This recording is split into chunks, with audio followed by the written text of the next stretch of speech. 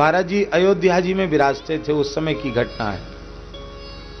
विचार हुआ कि नैमिषारण्य चलकर कहीं अत्यंत एकांत में गोमती के तट पर जहां विशाल पीपल का वृक्ष होगा वहीं बैठकर वाल्मीकि रामायण का मूल पारायण करेंगे।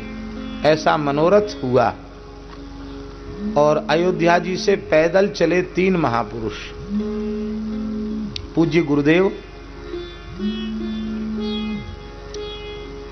और पूज्य श्री भगीरथ राम जी ब्रह्मचारी।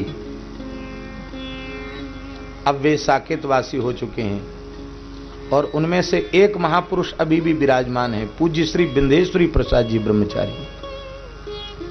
ये तीनों एक साथ यहां आए, इस स्थल पर नहीं, ये तो महाराज जी का जन्म स्थल था इसलिए, लेकिन गोमती तट तो यहां भी है। तो गोमती के इस नैमिषारण्य क्षेत्र में कहीं भी गोमती के तट पर उस स्थल का निश्चय हम नहीं कर सकते। वहां एक विशाल पीपल के वृक्ष के नीचे गाय के गोबर से चौका लगाया और महाराज जी ने उच्चारण पूर्वक बड़े मंद्र स्वर में पाठ की जो विधि है, पाठ की भी महाराज जी पारायण की भी विधि है। बहुत से लोग कहते हैं हम तो दृष्टि पाठ कर रहे हैं, दृष्टि पाठ का कहीं उल्लेख नहीं है। गीति शीघ्री शिरकंपी तथा लिखित पाठकः अनर्थज्ञोल्पकंठस्य षडेते पाठका धमा।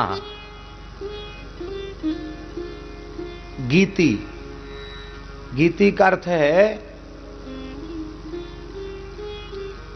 अमर्यादित गान, जहां दीर्घ का ह्रस्व हो जाए, ह्रस्व का दीर्घ हो जाए, मात्राएं भी घट बढ़ जाएं, अर्थ का अनर्थ हो जाए, उस गान को। शास्त्रीय पद्धति से गान है तो वो अनुचित नहीं है। कुशलव ने भी संपूर्ण आदिकाव्य श्रीमद् वाल्मीकि रामायण को सस्वर गाया है, तंत्री लय समन्वित। अमर्यादित गान, गीति, शीघ्री बहुत जल्दी जल्दी पढ़ना, शिरः कंपी बहुत सिर हिला हिला के पढ़ना, लिख करके पढ़ना, और पढ़ते पाठ करते समय अर्थ का अनुसंधान न होना, और भीतरी भीतर पाठ करना, उच्चारण पूर्वक पाठ न करना, ये 6 पाठक के दोष हैं। उन दोषों से सर्वथा मुक्त होकर के महाराज जी का उच्चारण बहुत विशुद्ध था, बहुत विशुद्ध उच्चारण था। वा वा शा सा सा, इनका उच्चारण में भी इतना विवेक रखते थे कि जो जिस वर्ण का उच्चारण स्थान जो है वही उच्चारण उनके मुखारविंद से वैखरी वाणी के रूप में प्रकट होता था। बहुत विशुद्ध उच्चारण होता था। ते असुराः, के असुराः, ये असाधु शब्द प्रयोक्ता रहते एव असुराः।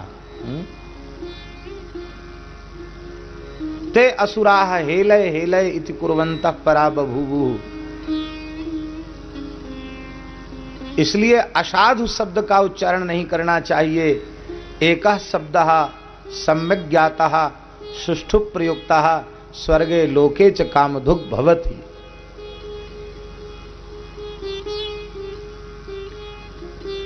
उच्चारण महाराज जी का बहुत विशुद्ध था। विद्यार्थियों को पढ़ाते समय यदि जब तक उनका शुद्ध नहीं तब तक लगातार उसको 10-10, 20-20, 50-50 बार तक दोहराते रहते थे महाराज। अब गुस्सा कभी नहीं करते, एक और विशेष बात थी। जैसे हम तो थोड़ी देर में झल्ला जाए, कहो हो गया आप ठीक से तैयार करके लाना, लेकिन महाराज जी बड़े धैर्य पूर्वक लगातार उसको उच्चारण कराते रहते। तो महाराज जी ने बड़े मर्यादित भाव से वाल्मीकि रामायण का पारायण आरंभ किया। जैसे ही, और श्रोता के रूप में केवल 2 लोग थे, दोनों ब्रह्मचारी, श्री भगीरथ राम जी ब्रह्मचारी और श्री पूज्य विंध्येश्वरी प्रसाद जी ब्रह्मचारी। तो जैसे ही स्वस्तिवाचन, मंगलाचरण, आचमन, प्राणायाम ये सब करके जैसे ही महात्म्य का पाठ आरंभ किया, इस ढंग से पाठ कर रहे थे कि जिसमें श्रवण करने वाले स्पष्ट सुने और अर्थानुसंधान करें। उसी समय ये यहीं की घटना है नैमिषारण्य की। एक अत्यंत दिव्य स्वर्णिम कपि, स्वर्ण रोमावली से युक्त एक कपि उसी पीपल के वृक्ष से उतरकर आया और श्रीमद् वाल्मीकि रामायण जी की पोथी को प्रणाम करके व्यास रूप में, पाठक रूप में महाराज जी बैठे थे, उनको प्रणाम करके हाथ जोड़कर बैठ गए। और जब तक पाठ चला तब तक लगातार उस वानर ने पाठ श्रवण किया। स्वर्ण के समान रोमावली, एकदम अलौकिक वानर, और नेत्रों में अश्रुपात हो रहा है, हाथ जोड़कर बालक बैठा है। महाराज जी भी विह्वल हो गए और दोनों ब्रह्मचारी महापुरुष भी विह्वल हो गए। यह भाव साकार हो गया। यत्र यत्र रघुनाथ कीर्तनम तत्र तत्र कृतमस्तकांजलिम वाष्पवारि परिपूर्ण लोचनम मारुतिन नमत राक्षसांतकम। और एक दिन नहीं, लगातार 9 दिन तक वह दिव्य वानर आया और संपूर्ण श्रीमद् वाल्मीकि रामायण का पारायण महात्म्य के सहित श्रवण किया। और जब महात्म्य पारायण पूर्ण होकर कीर्तन महाराज जी ने किया, श्री राम जय जय राम, उसी समय वह वानर आया, आकर श्री महाराज जी की गोद में बैठ गया। और अधिक व्याकुलता, विह्वलता बढ़ गई और गोद से फिर उछल के आया तो कंधे पर बैठ गया, जैसा हमने पूज्य श्री भगीरथ राम ब्रह्मचारी जी के मुख से सुना।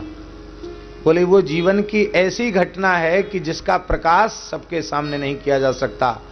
इतना विशाल बानर कैसे चढ़ गया पीठ पर, और महाराज जी सामान्य तरीके से बैठे हैं, यहां चरण रख के बानर बैठ गया और दोनों हाथ सिर पे रख लिए, और सब वातावरण में स्तब्धता छाई रही।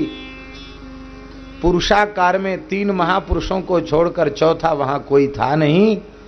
और वह बानर अकस्मात छलांग लगा करके पीपल के ऊपर चढ़ गया। जिस पीपल के नीचे पारायण हो रहा था उसी पीपल पर चढ़ गया। और जब चढ़ गया तब तीनों महापुरुषों ने खूब देखा, पीपल की किसी शाखा पर किसी भी कपि का दर्शन नहीं हुआ। साक्षात हनुमान जी महाराज 9 दिन तक प्रकट होकर यहां पधारे और श्री गुरुदेव की वाणी से मूल पारायण का श्रवण किया। यह जीवन की ऐसी घटना, इसको सुनाते सुनाते पूज्य श्री भगीरथ राम जी ब्रह्मचारी रो पड़े। यह वृंदावन की घटना है, हमको जब उन्होंने सुनाई। और मैंने इस घटना का निवेदन जब पूज्य श्री गुरुदेव भक्तमाली जी के चरणों में किया कि महाराज जी ब्रह्मचारी जी ने ऐसी ऐसी घटना सुनाई है नैमिषारण्य की, तो हम सुनना चाहते हैं।